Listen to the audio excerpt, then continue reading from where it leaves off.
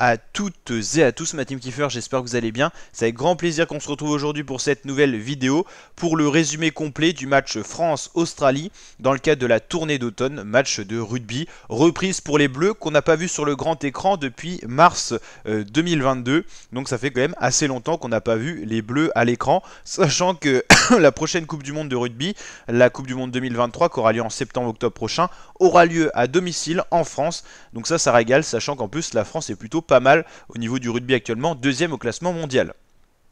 Alors qu'est-ce qui s'est passé dans ce match?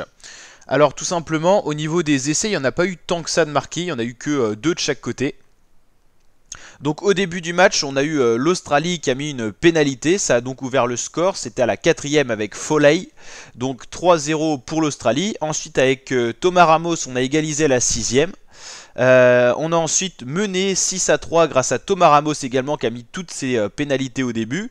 On s'est fait réégaliser par Foley à la 13e minute. C'était un peu du coup pour coup. On se rendrait les coups un par un.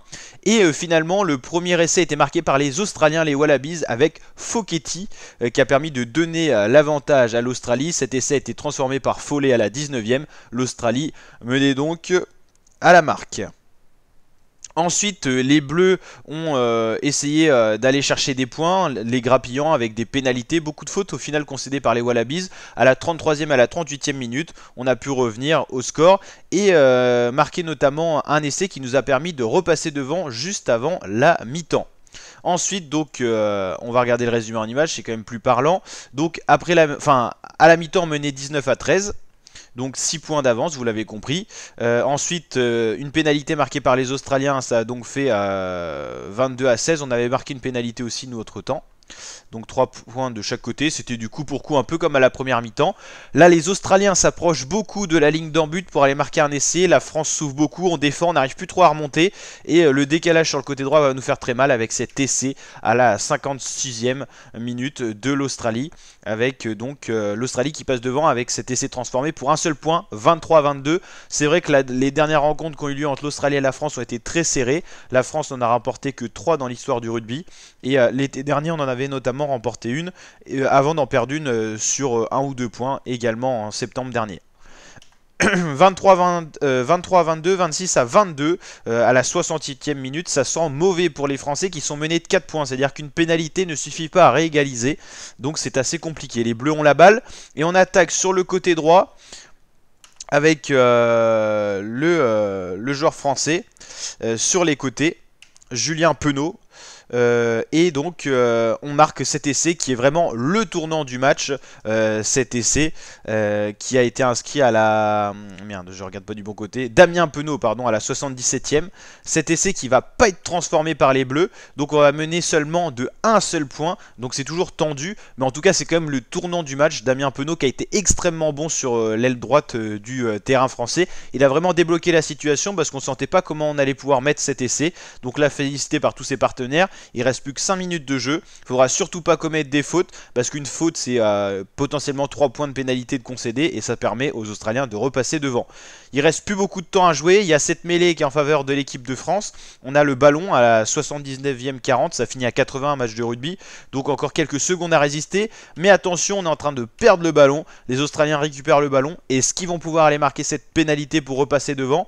Ça joue toujours. On est dans le temps additionnel. Tant que la France n'a pas récupéré le ballon, c'est pas fini. Donc les Australiens tentent le tout pour le tout. Et là, on a un ballon qui est en fait gratté héroïquement par un joueur français qui permet donc à l'équipe de France de valider ce match, ce premier test match. Victoire courte, mais victoire quand même sur le score de 30-29. On a su aller pousser au bon moment pour aller marquer un essai, notamment grâce à notre ailier droit Damien Penaud. Et donc victoire des Bleus face aux Australiens, face aux Wallabies. C'était un match très serré, hein. On n'a pas joué depuis longtemps avec l'équipe de France par rapport aux Australiens qui ont quand même joué les tests matchs cet été.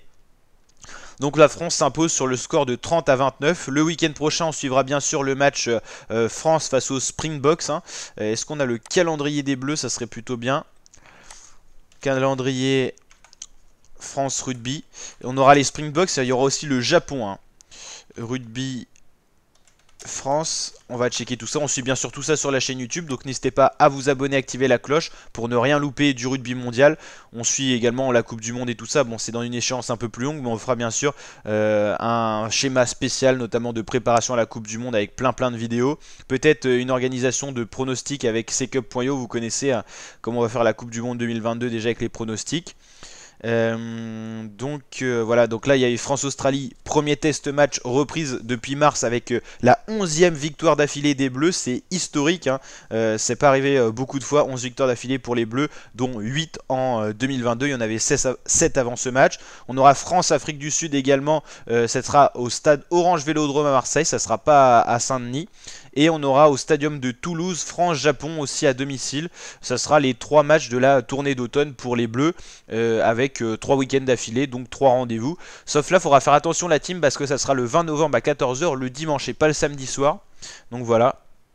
Et puis bien sûr on retrouvera le tournoi destination qu'on suit chaque année dès février, donc n'hésitez pas à nous rejoindre en vous abonnant à la chaîne. Je vous remercie parce qu'on est de plus en plus nombreux et nombreux sur la chaîne et ça c'est uniquement grâce à vous. Merci à la force que vous nous donnez par les likes, les commentaires, les abonnements et les visionnages plutôt. Et je vous dis à très bientôt ma team pour de prochaines vidéos. Ciao ciao l'équipe.